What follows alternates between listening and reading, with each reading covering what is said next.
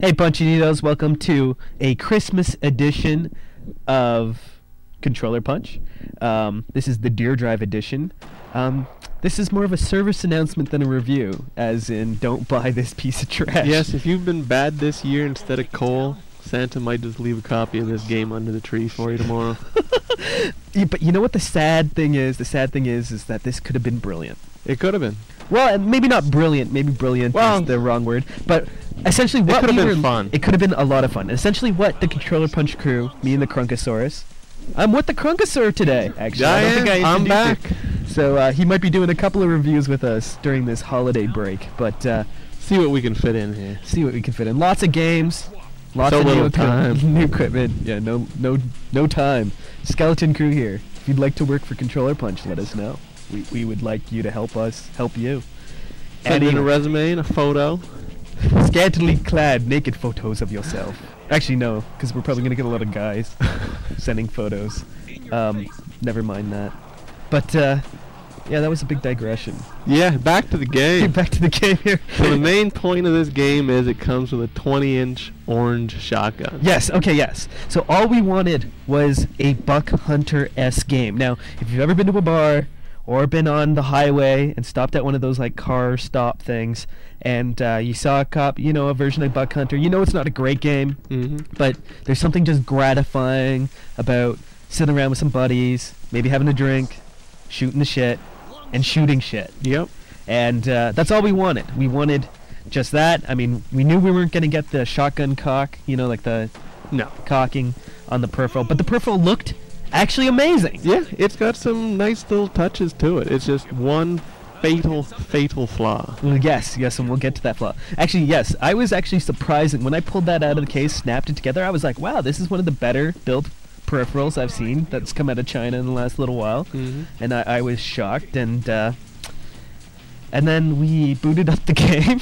Yes, and that kind of where it fell apart. Yeah, so really all we were looking for was the shotgun peripheral. This is a $39.99 game, by the way. All we wanted was the trigger.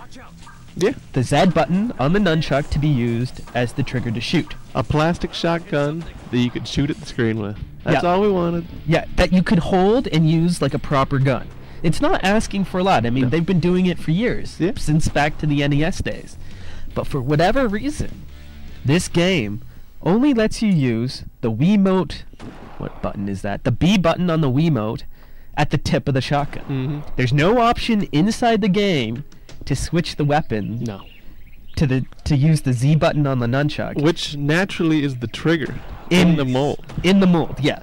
So if you can kind of remember the shot we showed you, we'll get another shot there at the end.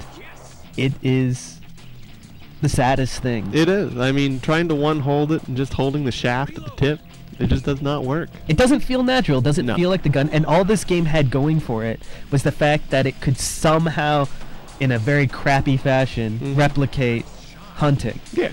And not even hunting, because there's no real hunting world where animals run straight at you in a stampede. No. You know, animals don't naturally run towards guns. Just that primal instinct there, kind of blasting away at things. I mean, the game is really just a vehicle to demonstrate the gun. Exactly.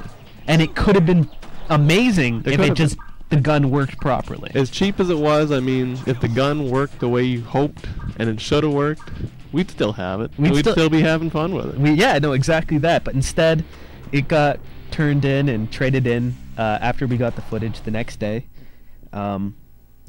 I mean, the game itself is not good at all. No, it is a cheap game. There's, well, like we said, there's limited options. In fact, didn't we even try to change the cursors on the game, and it did nothing? No, you got 3 choices, and they all seem to be exactly the same. The same thing.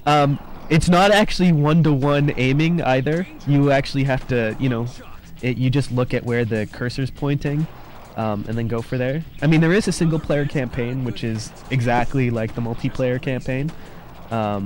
You shoot things, you get items. I think I unlocked some shades. Yeah, you extra can unlock the polarizing shades there to help. The best thing about it is when the animals attack you. Oh no, definitely. I enjoyed shooting bears, but that's because bears don't really like me. Had a couple of face-to-face incidents with bears. Don't want any more of that. But Yeah, this is, like we said before, not worth your time, not worth the hassle. There's that shotgun. You can't use the Z button as a trigger. It's terrible. Don't buy it. Stay away. Controller punch out.